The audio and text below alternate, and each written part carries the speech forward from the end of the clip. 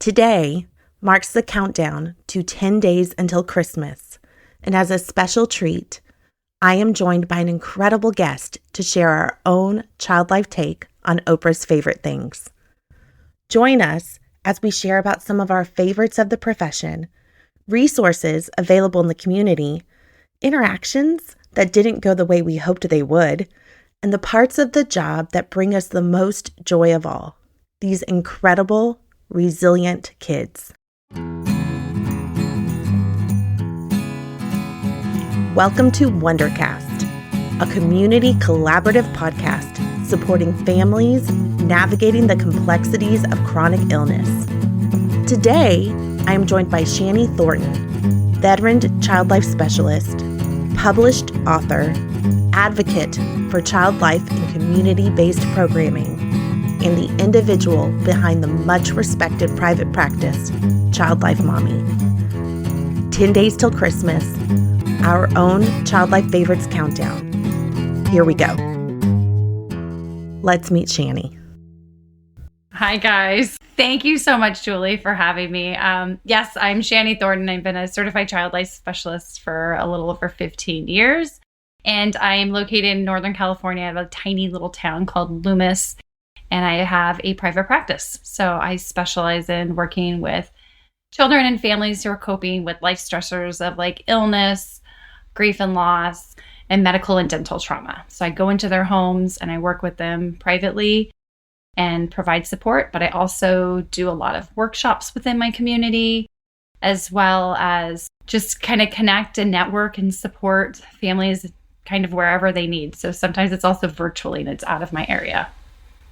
That's so unique to, I feel like, what Child Life is able to provide. So your scope is much more within the walls of your world, your communities, your schools, your neighborhoods. I think that's amazing. Yes. Yeah. And so it's exciting. And I'm also a registered Wonders and Worries provider. So I went through that program right before the pandemic hit. So we were the first cohort to go through it in person. So I'm able to use that skill set and provide services to families. So it's not always just based out of Austin, Texas. There's many of us kind of throughout the United States. And then again, we can provide that virtual support as well. Well, I am so grateful to have you here today as our season closer. We are taking on our own little take of Oprah's favorite things. We're doing our own child life specialist favorite things as two veteran child life specialists that work specifically and outside the walls of your traditional child life settings, and just kind of sharing some of our top 10 favorite things on different topics. Know that these may not be your favorite things, listeners, and that's okay. We will be linking a lot of the things that we talk about in our website. So if you're listening on Apple or on Spotify, the links may not be on there, but if you go to our actual website on the podcast tab, it will be linked there. So first, I think with Child Life, we cannot overlook our favorite thing about working with kids. I think that's probably the foundation of who we are as a practice in general. Shani, I'll let you start with that as my guest. What would you say is one of your favorite things about working with kids? Oh my God, there's too many favorite things. I know. So I've been in this field for so long. I think just the basic that kids are so honest. When you build that rapport with them and that foundation of trust, they can open up and they're so honest with you. They're very raw with their emotions, their thoughts, how they process stuff. And they are the most resilient human beings on this planet. And that for me is probably my favorite thing. That's what I always try to tell parents. I'm like, your kids are so resilient. This is a life crisis that you're going through right now. But with the right support and the right navigation with coping skills, they're resilient. And you're going to learn from your kids. So that is probably the ultimate, that they're just such amazing souls. I was going to say truth-telling, honest too. That was going to be mine as well. I was kind of thinking about a kiddo I was working with during the pandemic to stay open. We went virtual, and I was working with a 6-year-old, and he used to always, whenever he was talking about his dad's illness or any part of it that was kind of gross to him, he would lean in really close so his dad wouldn't hear, and I'd just see his nostrils on the screen. so he could whisper and not hurt Dad's feelings in the other room. Aww. And it was all like the secret truth. And I had to be like, hey, Dad's okay with you saying this. He wants you to talk about your feelings. But it would just be the whole screen would just be the nostrils. It was my favorite. Oh my God. That's amazing. It was my favorite. And then I was also going to say the magic. I just love kid magic. I was driving my daughter and her friend home on Friday from school, and they're in second grade, and they both stuck their head out the window and they were like, hey, let's eat the air and see what it tastes like today. And they were like trying to like gobble the air up, and they were like, oh my gosh, I taste popcorn and autumn, and oh, I think I taste a s'more. And I was giggling to myself because I thought, oh, you're going to taste a bug in a minute. But but also just that magic. 'Cause I was just kind of thinking about driving home and not thinking about like eating the air. And just kids are so magical. They just are so fun. So they are. They're so amazing. So 9 would be our favorite. We do have a lot of healthcare providers and child life specialists and educators and counselors and social workers that do listen in for this podcast. And so this one is going to be for them because I think it's important to acknowledge even though we've been in this field for a long time, I think we probably both originated in the hospital environment because that is where child life used to always only be. I feel like it's important to note that a lot has gone wrong still for us, and we are constantly growing and learning, and you learn through your mistakes sometimes. So I think that this one should be our favorite interaction that maybe has gone, I hate to say wrong, but like maybe not the way we originally intended it to go. So do you want to take this first, or do you want me to take this? I'll take this one because it's pretty fresh. This actually happened maybe a month ago. And it had to do with, I was doing a memory making activity with a family. And so we were doing hand molds, and I was using a different version. Instead of dipping your hands in a bucket, we were going to do it on kind of like on a board. And then I covered it with like a garbage liner. And then I was going to dump the mold on top of their hands and then like create like a casting shell so that when I peel it off and flip it over, I could do the plaster.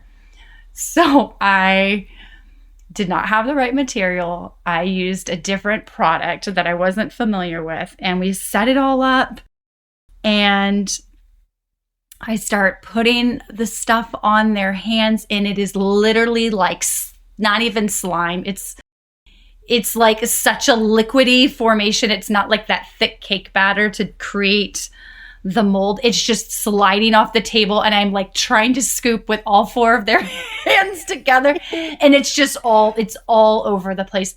I'm like, this is a Pinterest fail in the worst way, and I'm trying to create a legacy memory moment, and it's not happening. So it didn't work. I tried for several minutes, and then the sweet patient was getting really agitated. She was like, I don't want to hold my hand here any longer. So she pulled away, and it was done. But from there, the best part was like, I was mortified, and the dad was trying to help me clean it up. And he opened up his daughter's bedroom window and just like brought the trash can around to the side so we can just basically take this lump of junk and throw it away because it didn't work. And as he's walking away with it, as I hand it to him through the window, their gigantic German Shepherd leaped over me and then leaped through the window. Oh my God. I was like, what is happening? But it ended up being really an amazing session because there was so much joy and laughter. So the product itself was a fail. But I will say the best part was then we just went and did like canvas handprints on a poster with paint. And so they did the whole family. They did both of their German Shepherds, and then they had a cat. And the mom was like, I want the cat's handprint. And I was like, yeah, definitely. Let's do it.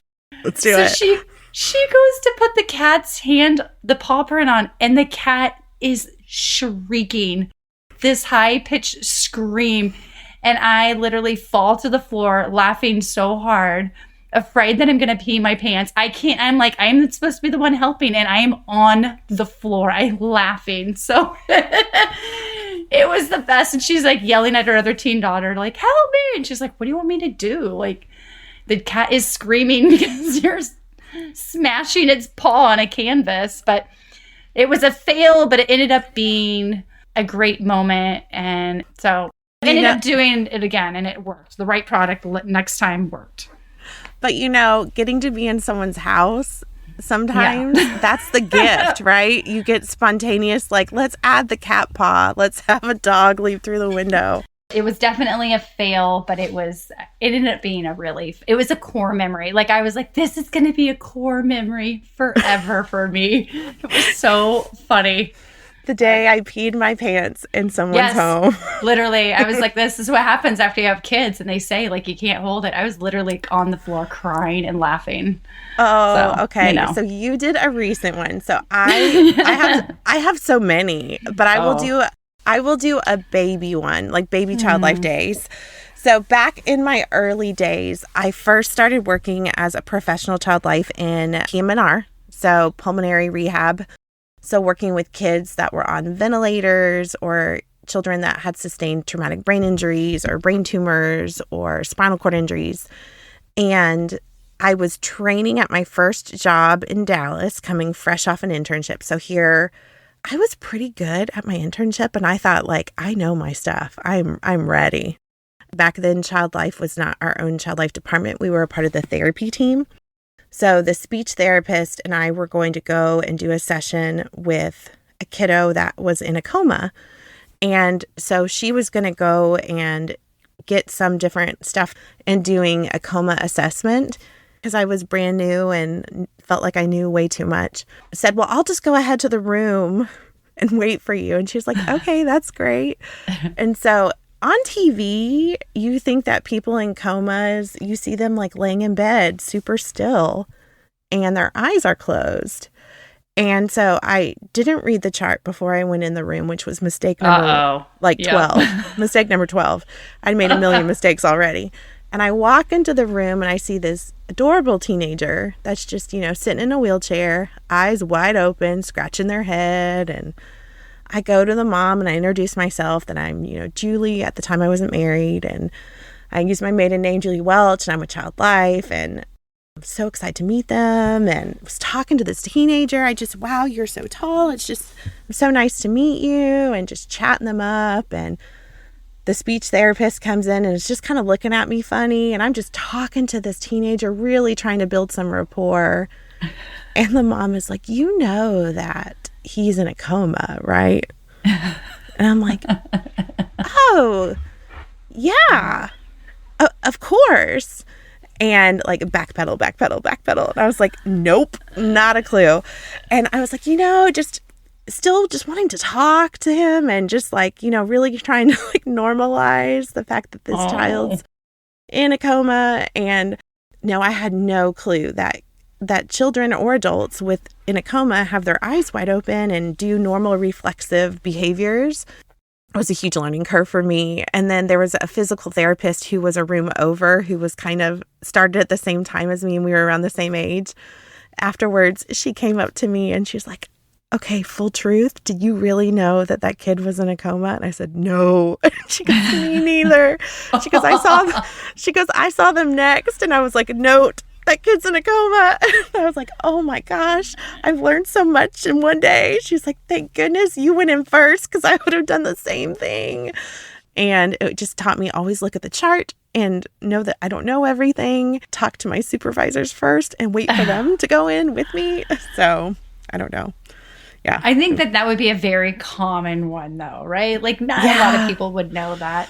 I know. But I made a point with every student I had afterwards to be like, hey, so what you see on TV, like I know you think you know, you don't know. And then when I was working in the ER, I was like, remember Grey's Anatomy? Yeah. That's not real. Like that's not how it really goes down. So just like take that and throw that away. That's not what it's going to be like here in the ER. Whoops. Right. Whoopsie. Well, whoopsies. So, but I still did chat the kid up, which you really should do to any child in a coma. That's not bad.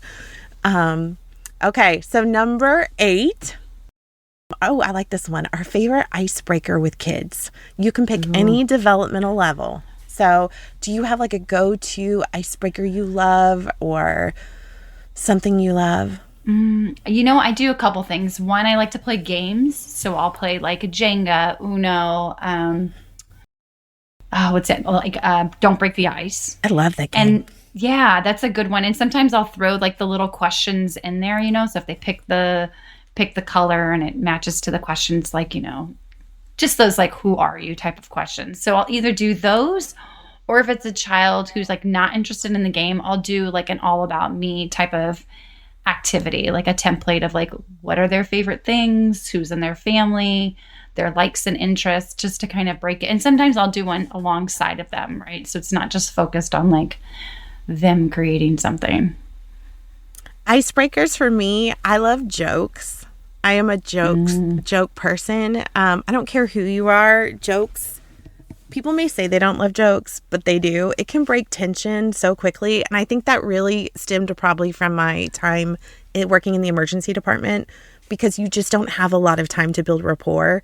And it's a really intensely stressful environment. So if you're walking into a procedure that really is about to start and you need to get in quickly, a joke is a great way to de-escalate some stress. And I've kind of learned with kids and with parents, it's a great way to kind of ease the tension back. So I'll ask, kids, like, do you have a joke you love? And sometimes kids surprise me and they have really good ones. Do you want to hear one of my favorite ones? Yes, please. Okay, I have a million, but one of my favorite ones. Okay, why do rappers need umbrellas? Ooh, I don't know. Faux drizzle. That's like a dad joke. I have so many dad jokes. Oh, I have so many. I have tons. But that one's fun with teenagers too, because they're always like, oh my God, I cannot believe you just said that. Yeah. I was like, I know, but it's so fun. Also, I love challenges, like games, but like challenges for, especially I run our teen group at Wonders and Worries. So anytime you can do like a minute to win it challenge, or like how many sticky notes you can stick on your face, or like putting those big marshmallows in your mouth and saying like, I'm a chubby bunny. Yes. And like seeing how many more you can put in. Those are so fun. And yes. Anything you can do to be like a joke, right? Like to make yourself be silly. I think once you can be silly, you can pave a way for vulnerability. And once we allow ourselves to be vulnerable, then we can do anything. So yes, absolutely. I would totally agree on that. Yeah. Okay. I'm just terrible at repeating jokes. So kids can tell me, and then I'm like, my dyslexic brain can't put it together the correct way. You're like, it's gone. It's gone. And I gave the punchline during the intro, and it's just not good. You're like my son when he was little. He would just be like, hey, Mom, knock, knock. And it would be like the same knock, knock. I'm like, but you have to keep going, buddy. Like, there's more. Like, we gotta quit knocking. No, there's more. I'm still knocking. No more knock, knock. Yeah. Okay. So now we are on we're on number 7. 7. Okay. Favorite feelings, art, game, or activity? Oh. You get to do what's a at lot the of those. I know. There's so many. I know. Oh, okay. I would say mask making is one of my favorites, especially with teenagers. But I think you could do it with school age. Mm-hmm. Love that. I love the inside, outside, and kids totally get it. Maybe explain that activity real quick on here so families know. If you do a mask, I like to do not just like a paper mask, almost like a full facial mask, right? Where you could take the mask and literally put it over your face. It's like, I think you can get them at any art store. They're usually white so that you can paint them or add, Mod Podge or markers, whatever you want.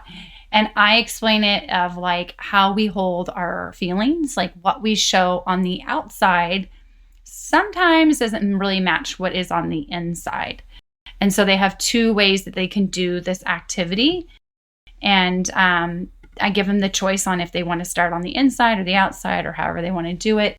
And it really tends to have them go pretty deep. Sometimes kids will just connect a color to an emotion. Sometimes they'll write words. Sometimes they'll put symbols. every mask that I have done over whatever, 15 plus years is very different. And they always blow me away. They're just so unique. So that's probably one of my favorites, but there's so many others. I love volcano making and having kids, write or draw feelings and put it inside the volcano and then having it explode.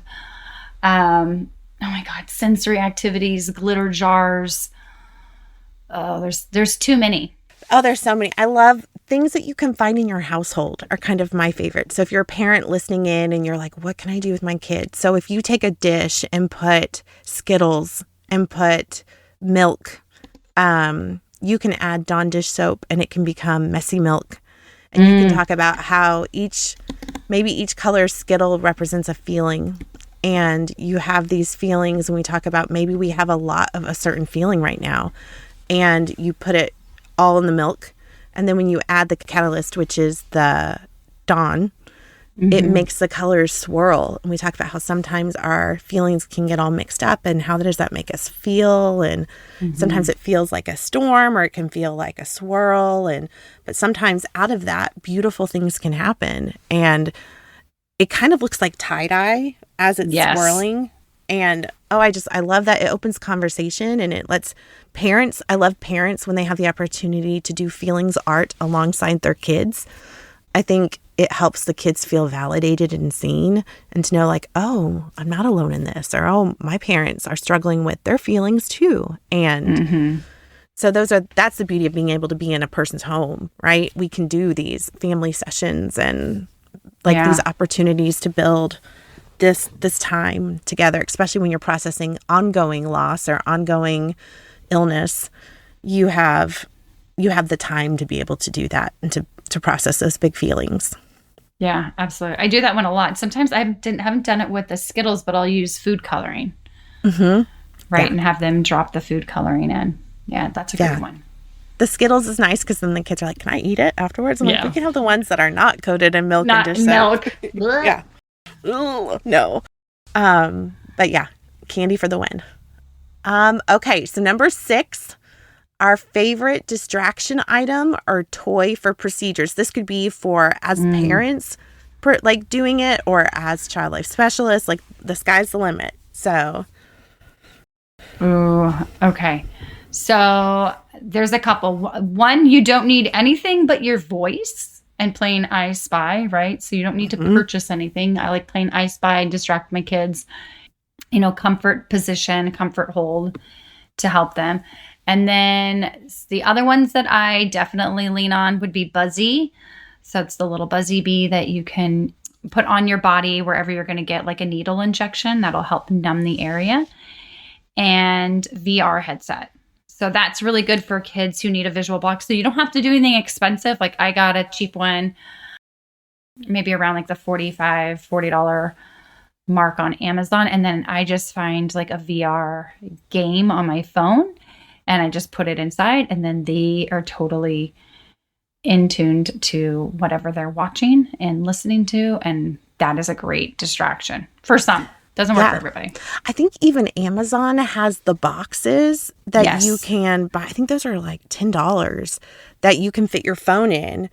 And it is the box shape one that you then, like Shani said, just use the app or even a video of a VR that's on YouTube that you can YouTube it and watch it for free and get through a procedure. But for kids that need to look or have trust issues that things are going to happen that they haven't been told, that may not be your best option. It's but not. That doesn't work for them because then they're like peeking through. They're like, what's going on? When? And I'm like, okay, this is making it worse. So let's take that off. But for some, it is actually an amazing tool.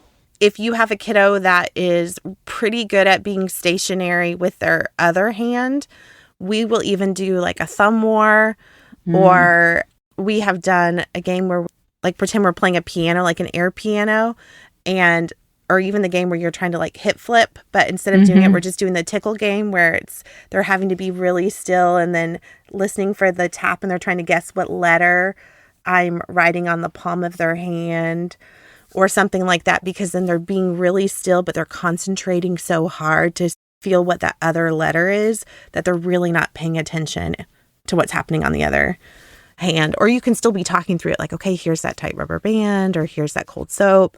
But they're so focused on trying to guess what you're spelling out on the other hand that you can just insert those little steps along the way without really drawing that much attention to it. Yeah, I love that. I love the hand one. Ooh, I'm going to use that. I know anything you can do that you don't have to have supplies for. I think that staff is really quick sometimes to say like, oh, go get your tablet, or oh, go be in the tech world. But sometimes that can be, you're relying so much on, is that charged? Is that happening? I made the mistake once with my daughter of introducing her to Fruit Ninja for an IV.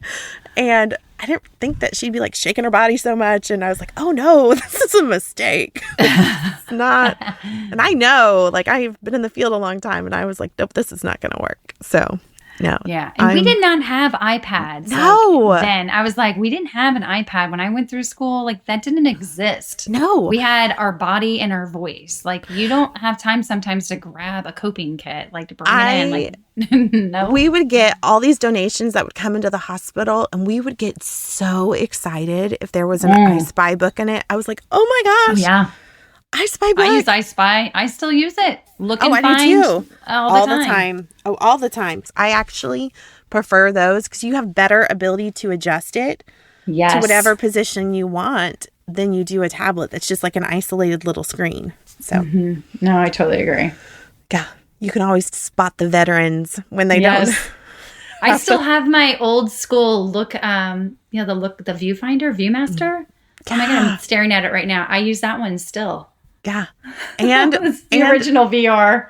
And bubbles, right? Like when I'm like, okay, we need to take a deep breath. Let's blow a pinwheel. Let's blow some bubbles.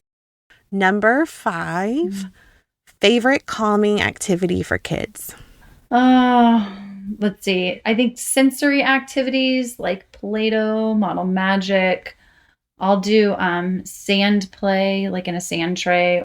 I'll get like beans and different items like sensory stuff and let them kind of calm down. I think that helps regulate kids a lot, that sensory type of play. And then if they're not into that, sometimes we'll just do painting or even basic ones where you don't need anything. We'll do like name 4 things you see, name 3 things you hear, smell, like going through the 5 senses and breaking that down. Because that will click into their mindfulness practice. And that helps a lot. I do that a lot with my son, especially at nighttime. He'll start to get like, have these worries about things. And I'm like, okay, like, can you name 3 things you see, 2 things you smell, 2 things you hear? And it kind of just centers him. So those are some really easy ones you can do.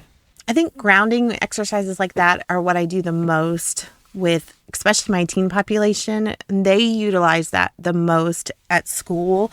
I think anything that you can do where your peers may not be aware that you're using that tool is really helpful for them because they're able to center and calm and not draw attention to themselves. So I had one kiddo I was working with who had a lot of anxiety with a lot of noise. Their whole class had to go to pep rallies, and they could leave if they had to, but they were really working on trying to being able to stay with their class. That was a goal that they had personally set for themselves. They really utilized that 5, 4, 3, 2, 1 a lot and would say like, okay, I'm in this pep rally. I'm starting to feel my heart rate go up and I'm breathing and the noise is kind of bothering me. I'm going to instead focus on like, what are 5 things that I see? What are 4 things that I hear? What are 3 things that I can touch? And just kind of bring it through your emotions all the way back to your taste, which is the hardest one, right? Because that's just like the one.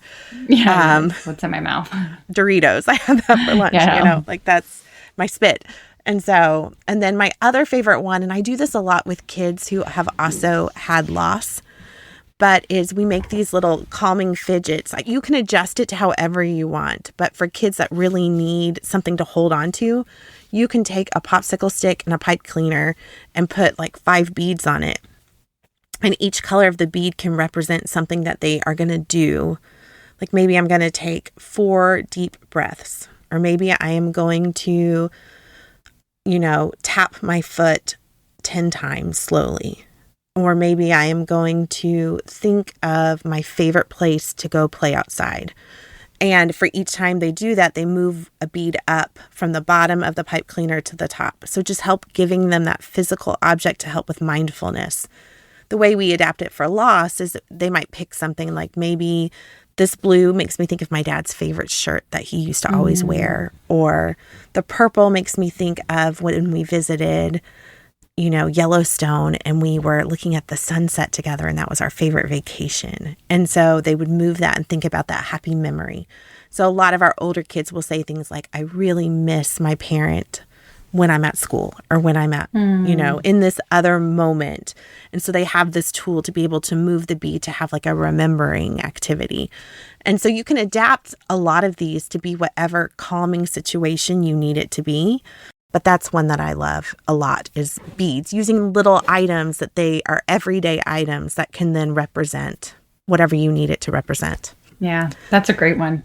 And I think with the foundation of child life, what we really stand for is preparation. Whatever you can prepare this child for this activity to represent, that's the tool that it becomes. And so that's what I love the most. Yeah. Okay. So number 4, your favorite children's book supporting loss. And you posted about this week, didn't you? Did I? I have a huge list of grief and loss books, but I think the ones that I probably use the most is The Invisible String. That's definitely my go-to. The Memory Box, Ida Always. God, there are so many ones, and then I break them down to like developmentally what's appropriate. Like Eddie's Brave Journey, that's a great one for like preschool age kids to help them cope with loss. I honestly, there's too many to choose. I know, and they're just getting better and better. Like they that's are. That's Do the you remember thing. at the beginning they had like Lifetime? My favorite one, I feel like there's tons for the younger picture book age, but my favorite for teenagers is the Dougie Center out of Oregon has my favorite journal. It's a grief journal for teens called Fire in the Ice. No, I love that one too. But this one, Fire in the Heart. Fire in the Heart, Ice My Veins. I love that one. Yes. But this one is called Deconstruction Reconstruction. And the deconstruction is crossed out, but it is phenomenal. It has a lot of writing prompts. It has a lot of open spaces for just free art and different forms of expression. I like how the journal opens up from the start and says that there is no one way to grieve. Nope. There is no timetable for grief. And I feel like it validates these teenagers right from the beginning, which is such a beautiful way to connect with teenagers. And so I've shared this one a lot with my teenagers, and I feel like I've gotten a lot of positive feedback. So it's probably my favorite one for that age group. Anything that's interactive and something they can go at their own pace, that kind of involves more than just one, like reading, because a lot of them want to do other things. They want to make a playlist. They want to, design something, or, write a poem, like different mediums. This kind of brings that in, which is lovely. Okay. Those are all great. I also love The Rabbit Listened. That one. Oh, yes. I use that one a lot. I do too. And that's for younger crowds. But, I love that one. I love rabbits in general. And so this one, I love that one. I think it's I love using that one too for like trauma, right? Like if a child has gone through something traumatic. Yeah. It doesn't even have to, because there's so much grief and loss involved with just like illness, right? It doesn't have to be death. No, not at all. All of this is grief and loss that they're coping with. I love that book as well. Ooh, just so the way many good ones. Yeah, I know. It's just getting better and better. So if you feel like writing a book on grief and loss, go for it. We need more. Yeah, just keep it coming. Tell me about it, and I'll let people know too. Yeah. Okay, so number 3, your favorite way to honor someone's life. So an activity of remembrance. I think this is really important right now around the holidays. We have a lot of people that maybe are experiencing lots of firsts, or maybe a loss around the holidays, and it helps to kind of have some ideas on how you want to remember that or honor that person's life. Yeah, there's so many great ones with that. I think one of the first things I do with kids is doing a memory box, creating that memory box so that they have this special place that they can go to. It has pictures and like mementos, but I also have encouraged them to write or draw things that maybe their loved one gave to them that isn't a tangible item, right? So it might be like, I have their smile, or they taught me to ride a bike, or this is our favorite memory together. So that's a great one. I think for the holidays, I actually just did this activity a couple days ago as a family session where we did ornaments. So we had these plastic ornaments that you can get at like, any art store, and they cut out pictures, and we had all of the little, holiday decorations, and they put it inside the ornaments and wrote memories on the outside. It was just an opportunity to share and feel validated, and then they can kind of place it. But I mean, I also did the other day too, I did a stocking. So they created a stocking for their loved one. And then I said, it's kind of a place too, if they want to, draw pictures or write a note or anything like that, we'll tuck it inside the stocking. Sometimes kids will want to even purchase a gift for their loved one, which I think is really beautiful. Or purchase a gift that maybe their loved one would also want to be part of, and then donate it to somebody in need. I love that too. That's a great idea. Yeah. So there's so many, you could take anything and you can kind of twist it and create it into a memory making activity. I like to set with families, especially if we have the time. I think right when a loss happens, you are kind of flooded with support. But then some of the feedback we have received from some of our Wonders and Worries families is that first year, that second year, that third year, that support starts to look very different. And some of the people that were maybe like front runners and caring for you, their lives carry on. And so one of the things I love to do with families is kind of set the stage for future winks, is what I call it. I love to have families go on walks, like remembering walks with their kids after someone has passed away, and they take handfuls of wildflower seeds. And as they are walking on trails or someplace they loved to walk together, they just kind of throw out wildflower seeds. And so then in seasons to come, as those wildflowers pop up, those are almost like ways of remembering, right? Those are almost little winks and hellos, because they're things that come later, that just continue to come, that are self-feeding. They're there on their own. The rain feeds them and they pop up. Other things we do is we'll tie little bells to trees, like those bags of 30, it cost $1 online, have those come, and then have your kids take little pipe cleaners and they can tie them. If you're walking on like a nature trail or something, just have them put them in little branches along the way as you're walking or talking or being quiet, just listening to nature. They sound nice. But then later on down the road, when they hear the bells, kind of chime, it's almost like a little hello. And so those are kind of my favorite little things that you can do for later. Like when the support kind of starts to trickle a little bit away, what can you do to kind of have support for later? Absolutely, because it transforms, right? It does. It looks different for sure. So number 2, I love this for both of us because I feel like it's unique to our populations. What are our favorite ways to partner with someone in the community? Oh, I do this a lot. So I work with schools, community organizations, funeral homes, hospice agencies. I'll come in and if it's like a professional kind of organization, I'll come in and give some education on child life and how I can provide support. And then there's usually some sort of dialogue, and then helping to support the clients that they see. And then for other things like schools and preschools or, mommy and me groups, like I love to go in, provide like a hands-on workshop, or we're doing like basically, a teddy bear clinic that we would do inside the hospital, right? We're bringing medical and dental play and arts and crafts and normalizing those fears and worries that you get going to a hospital. It's usually a great way where a conversation happens, like in a kindergarten classroom, where you talk about the body, and like every 5-year-old shoots their hand up because they're like, my grandma was sick, I broke my arm, my sister got her tonsils out, right? Like everyone can relate to it. And then you give them that opportunity to explore and play with medical play, and then do another like coping activity. And you had an opportunity with like 30 little kids to plant these seeds for when they go to the doctor, or the dentist, or they're working with a friend, or somebody's talking about something that we had talked about, like they're sharing, like, oh, I can sit on my mommy's lap, or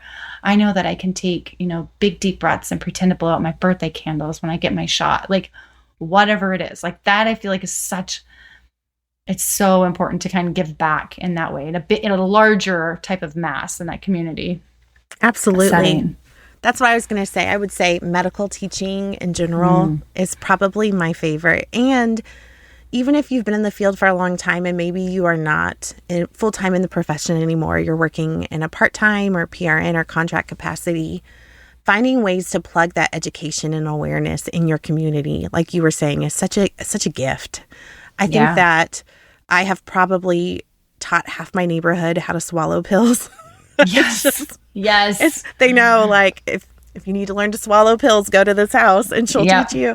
It's just, that is what we do. We are trained in teaching children to be the boss of their bodies and feel less afraid in that role. And so I love getting to teach kids how to do that and what their bodies are capable of doing. So finding opportunities to partner with your counselors at school and, just dentist office and pediatricians. And when COVID had broken out and they opened up vaccinations for kids, and they were doing drive-through vaccination clinics.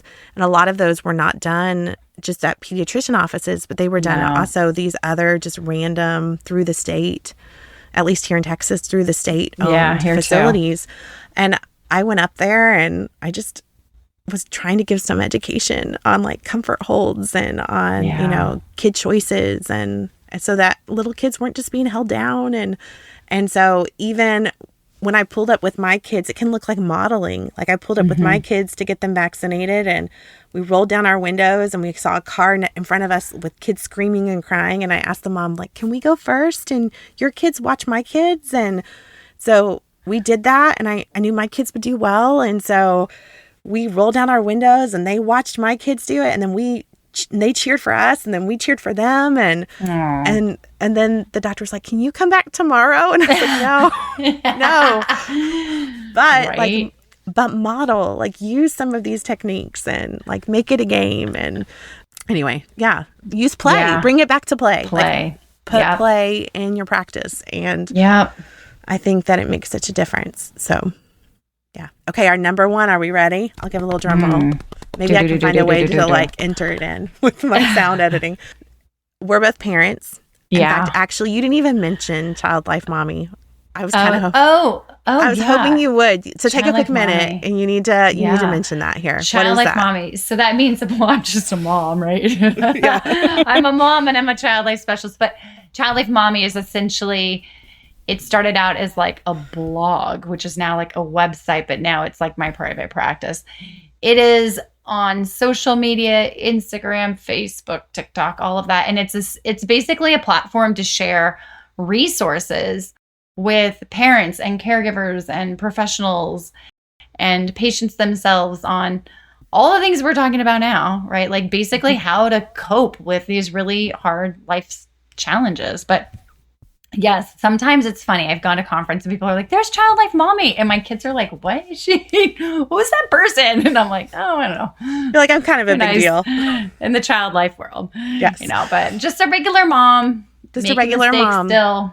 Child life specialist, still making mistakes, but, And so that is our number one, because you and I are both mom of kids, of teens, of middle littles. Yes, we're still moms. And what is our favorite advice that we have ever been given as a parent? Well, two things. I think that I've been given, but actually one that I give. I would say. Go do both. It would be that your child better than anybody. I tell parents that all the time. Doctors know medicine. Nurses know how to do the procedures, but your child better than anybody. So advocate that. And especially right now in the healthcare system, you have to. Yes. So you got to push really strong. Their likes, their dislikes, their past experiences, their fears and their worries and the things that comfort and calm them. So use that. That is such great information that's going to help both of you cope in whatever circumstance you're in. So just, I think that, and then I think that piece of advice that I got when I was especially a new mom, brand new, was that, everybody gives you advice on everything. Like, oh, you hold the baby this way. This is how you go to sleep. And you got to sleep when the baby sleeps. No, it doesn't work when you have a colicky reflux infant that's screaming all the time. Nope. So the best advice I got from my mom was, you do what works for you. Yes. That's it. You don't need to listen to anybody else. Just do what works for you. And that's actually something I still do now. The best advice that I have ever given, and I also now give to other people, is you don't have to be great all the time. You just have to be. You just have to be there. Bring it back to play. And if you're having a bad day, y'all do some aggressive play. If you're having a sad day, you do some feelings play. And you just bring it back to play. Yes, I love that. You can always calm down with that joke, with a little love, just some attention through play. Yeah. Thank you for tuning in to our podcast today. Please subscribe and continue to check back as our content is ever evolving. For questions or specific content-related requests, please send an email to podcast@wondersandworries.org.